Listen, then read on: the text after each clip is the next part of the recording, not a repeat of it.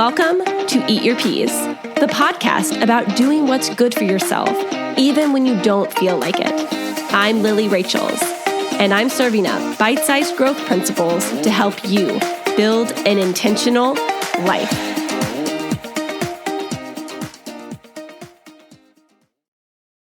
Welcome back to Eat Your Peas. Today we're discussing uncomfortable emotions. So what's an uncomfortable emotion? I consider it anything that you feel that you don't want to feel and is not enjoyable. I don't like to say like positive or negative or good or bad so much because the uncomfortable emotions are not necessarily bad. They're just uncomfortable. So this could be anything. This could be anger, jealousy, inadequacy. It could just something you're feeling that's bothering you. I've noticed in my own life and talking to others that sometimes we really don't learn how to process and deal with what is uncomfortable to us. I want you to think about a 2-year-old child. If a 2-year-old gets upset, they throw a tantrum, right? They're banging their fists, maybe they're screaming because they don't have the right language skills and kind of self-knowledge to communicate what they're feeling, right? They can't say, oh, I'm a little bit jealous that you're playing with my sister more. Instead, they start screaming, saying things like maybe you don't love me, or they just get angry, which we understand that they are only 2 years old. And again, they don't have the skill set yet to properly convey what they're feeling. Unfortunately, a lot of us fall into that category. When we feel something uncomfortable, we kind of turn into 2-year-olds again, and we start banging our fists and getting mad instead of actually conveying what's going on inside of us. I'm a big believer that all feelings and emotions can be of value to us. When we feel sad, it shows us that maybe something was missing, or we've lost something that was once there. When we feel angry, sometimes it causes us to wake up to an injustice or take action on something that we need to change. When we feel jealous, sometimes it shows us an insecurity that we have that we've not dealt with. So uncomfortable emotions can be very helpful if we listen to them. So what do you do when something comes up? The first thing I want you to do is label it. What are you feeling? Give it a word. Is it jealousy? Is it inadequacy? Is it sadness? Whatever that uncomfortable thing is, just label it.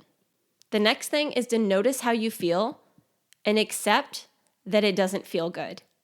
Now that's key because it's one thing to notice I'm just feeling jealous, but accept the fact that this doesn't feel good. I don't like the way this feels in my body and my mind and my spirit. I just do not like this feeling, and that's okay. Tell yourself, I'm allowed to feel this, right? I am human and I am allowed the full spectrum of emotions. It's okay for me to feel this.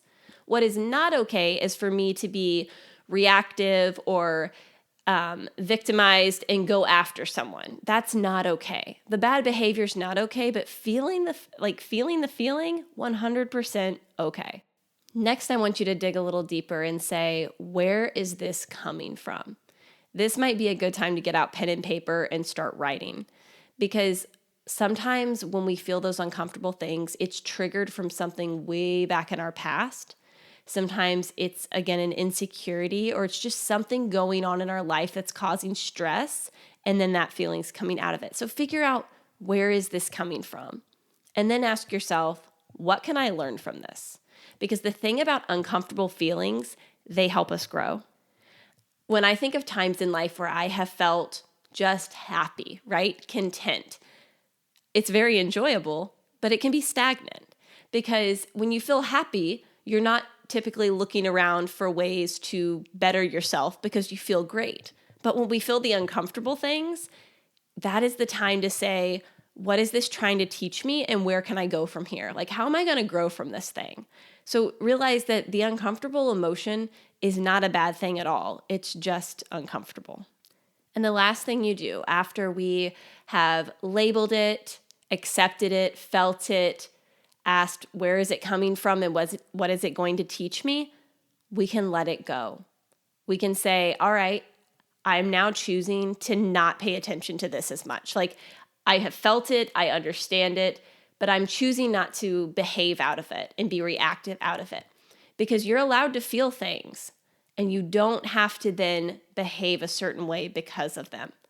And don't get me wrong, I get it. I get when something happens and all you want to do is scream into a pillow or yell at someone because you're so frustrated and it just feels so bad.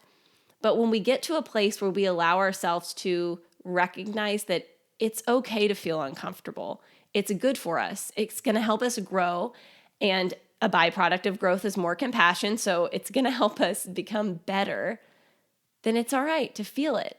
But then we got to let it go. Don't let it dictate how you talk to your kids later or your partner. Don't let it dictate how you walk around at work.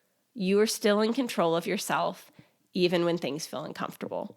Please go eat your peas this week. I'll talk to you on Tuesday.